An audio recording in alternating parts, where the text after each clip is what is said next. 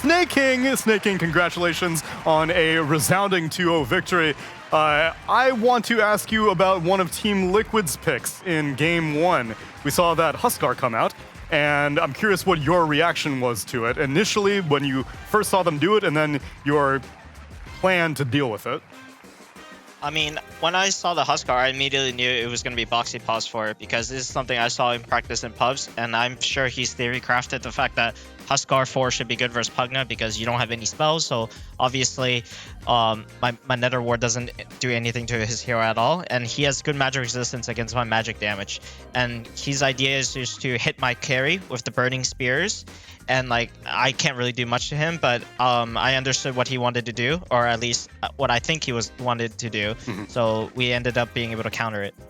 Yeah, and then so how much of the counter was also on that Medusa pick? Because the Medusa seemed like a pretty good option in terms of carries that can deal with a 4-position HUSKAR. I mean, I think Medusa is one of the better ones, obviously. That's why we picked it.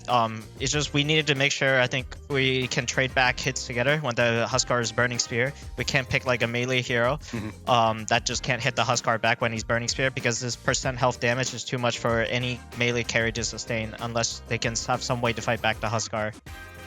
I like the attitude. I'm glad that you guys are coming into this series pretty clear-minded because yesterday that Parivision series ended up being way more competitive than we were expecting. Now, obviously Parivision topped their group while you guys topped your group. How much preparation did you have for Parivision, and did they catch you guys off balance, or you expected them to be this good? I think we definitely prepared quite well for them. I think recently, I'm not sure what's happening this week, but I think our form has definitely dropped. I think a part of it is our coach is not here to help us and tutor us and mentor us.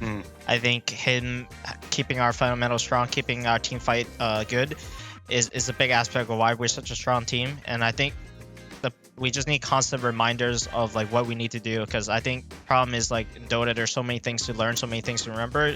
There's often the things that you used to learn and know by heart, you just forget. Yeah, I can definitely understand that, because I know I talked to you on day one about, just jokingly like, did you message AUI between the series or anything like that? But it seems like you've been flying solo quite a bit, so have you changed your typical pre-series prep to adapt to more of what AUI used to contribute? I'm pretty much bouncing ideas off of Crit a lot more because I used to do that a lot with AUI, and he would help me prepare the draft. So I think Crit has stepped up and helped me fulfill the role that you need a wall to bounce ideas off of, to talk to you about what's wrong with your idea or what's good about your ideas and kind of reinforce it. Nice. I imagine that you guys will come out stronger players as a result of this. I'm going to pass you on over to Brian, who's got a question for you as well. Hey, Sney, you mentioned that you always feel like there's something to learn in Dota, and I know that you're going to watch replays all the time to talk about team fight decisions or team decisions as a whole, but Liquid had some really funny things happen with neutrals yesterday that were just game mechanic related, and I'm curious how often you feel like you have to watch games back to figure out like why something happened because you didn't know it worked that way, like a certain spell or a neutral creep mechanic, something like this. I think this actually happens quite often because there's a lot of things that are bugs or unintended things, and then these things get fixed or changed, and the interaction completely is different. For example, because Ame was playing a lot of Juggernaut, we were theory crafting picking Mars. Because Mars Arena used to cancel Omni Slash because it removes the vision, but apparently they fixed it, so it's something that crossing off a radar.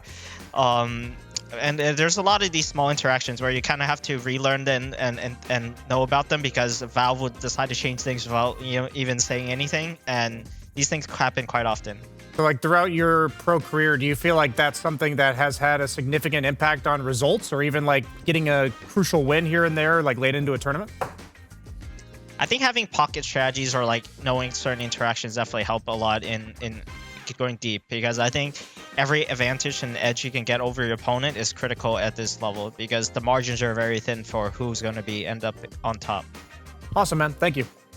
You may need to keep your eye on some Storm Spirit interactions, because word on the street is the Shard may be doing a little bit more damage than it's officially supposed to, so who knows if Valve may shadow fix that. The last thing I wanted to ask you about was one of your smoke gank maneuvers that you guys had in game number 2. It was near the Eastern Tormentor, the Liquid Tormentor, when ATF blinked what we saw was completely blind and got a 3-man stun on all of Liquid. Like, that seemed like even better than a best case scenario. What were the comms like for you?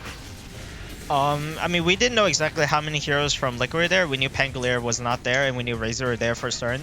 So we just decided to smoke and just to go up the hill. And when Sneyking smoke procced, he just blinked and stunned, and it just turns out to hit the best stun of all time on all 3 heroes. And you can't ask for much more than that, and it turned out to be a critical piece in getting that Game 2 victory. Sneyking, congratulations on the resounding victory. Happy to hear that you are taking some new ownership and captainship responsibilities, and so far it's turning out great. Best of luck tomorrow and more of DreamLeague. Thank you. Have a nice day. Thank you.